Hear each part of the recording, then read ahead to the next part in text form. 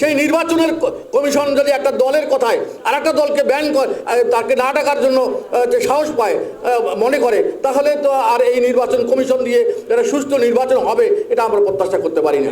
একটা গণতান্ত্রিক পরিবেশ এবং সব দল যাতে অংশগ্রহণ করতে পারে সেই নির্বাচনটা আমরা চাই। দেশ এখন মবের দেশ হয়ে গেছে। ইতিমধ্যে জামাতে ইসলাম জান্নাতের টিকিট বিক্রি করা শুরু করেছে। গণতন্ত্র প্রতিষ্ঠার জন্য এত যুদ্ধ যা আপনারা শিক্ষা নেন হোসেন মোহাম্মদ এরশাদের কাছে। আজকে প্রধান উপদেষ্টা অনেক আগেই বিতর্কিত হয়েছেন যে উনি বলছেন যে ছাত্ররা আমার নিয়োগকর্তা এবং তাদের একটা দল এই ইউনূস সাহেবের প্ররোচনায় একটা দল তৈরি করেছেন। তাহলে তার নেতৃত্বে কিভাবে একটা নিরপেক্ষ নির্বাচন সম্ভব? আমি যদি প্রধান দায়িত্বে থাকি, আমার যদি একটা দল থাকে, তাহলে সেই দল ওই ভোটে অংশগ্রহণ করছে, তাহলে আমার অটোমেটিক সাপোর্ট তাদের দিকে যাবে। তা আমি তো একটা নিরপেক্ষ গভর্নমেন্ট হলাম না। আমার সব দলের সব মতের উপরে ন্যায় বিচার প্রতিষ্ঠা করা এটা তার পক্ষে সম্ভব নয়।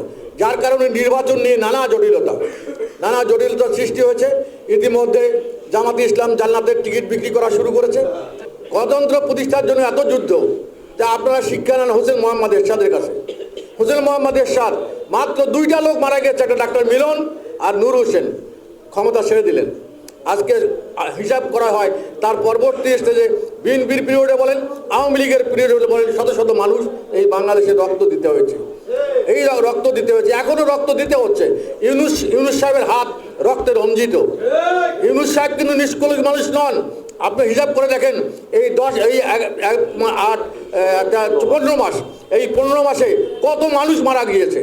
আপনারা পাখির মতো গুলি করে মেরেছেন গোপালগঞ্জে, আপনারা নিরীহ মানুষকে গুলি করে মেরেছেন। আজকে যদি এই কথাগুলো আমরা বলতে চাই তাহলে হবে রাষ্ট্রের বিপক্ষে কথা বলা হচ্ছে। কিন্তু যদি আমাদের বাক শক্তি রুদ্ধ করেন, আমাদের যদি গলা চিপে ধরেন, তাহলে তার গণতন্ত্র থাকলো না। আমরা চাই যে আপনার ভালো কাজে আমরা বাহবা দিব, আমরা আপনাকে সাপোর্ট করব, আপনার খারাপ কাজে আমরা সমালোচনা করব। এটাই তো গণতন্ত্রের একটা সৌন্দর্য। তা আপনার সেই ক্ষেত্রে আমরা গণতন্ত্রের যে প্রাতিষ্ঠানিক রূপ সেটা কিন্তু আমরা এখন পর্যন্ত আমরা দেখতে পাচ্ছি না। এবং প্রত্যেকটা সেক্টরে, not a single sector in Bangladesh, একটা সেক্টর স্বাভাবিকভাবে চলছে না। আজকে সচিবালয় চলছে না, আজকে বিচার বিভাগ চলছে না, আজকে নির্বাচন কমিশন একটা মেরুদণ্ডহীন নির্বাচন কমিশন, মানে যার কথা নির্বাচনের তার অধীনে নির্বাচন হবে, সেই নির্বাচনের কমিশন যদি একটা দলের কথায় আর একটা দলকে ব্যান তাকে না ডাকার জন্য যে সাহস পায় মনে করে, তাহলে তো আর এই নির্বাচন কমিশন দিয়ে যারা সুষ্ঠু নির্বাচন হবে এটা আমরা প্রত্যাশা করতে পারি না।